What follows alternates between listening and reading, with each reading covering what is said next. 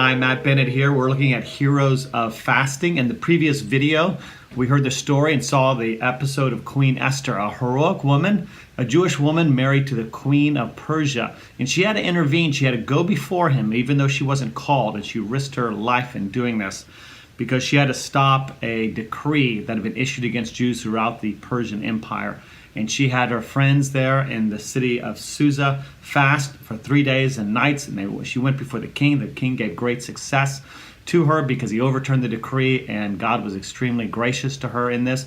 But it wasn't just her and those in the citadel of Susa that fasted. It was Jews all over the Persian Empire. There's 127 provinces. It was a massive empire. It stretched from Ethiopia to India.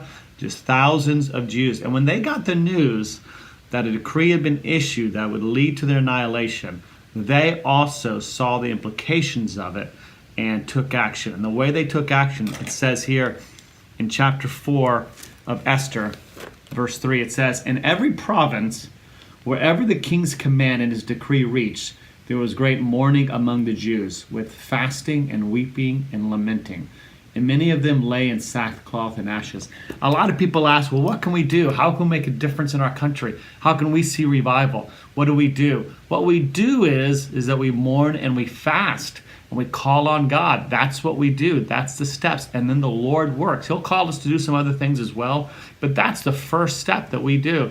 And they fasted and prayed for 70 days. We see that in the account of what happened.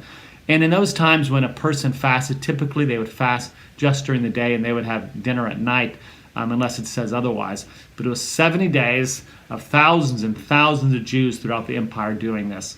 They did it because they knew God heard prayer. They did it because they knew that fasting made a difference, and they did it and they made the sacrifice because it was worth it. It was worth it, given the stakes that were before them, and it could have meant the annihilation of the entire people of Jews.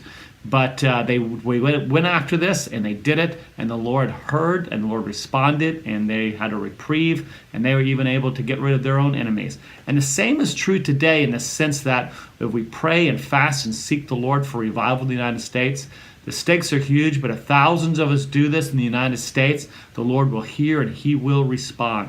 It's up to us. This is the first thing that we are to do, is to seek His face. He'll call us to do other things as well, but this is how He brings about change in a nation. Thank you, and God bless.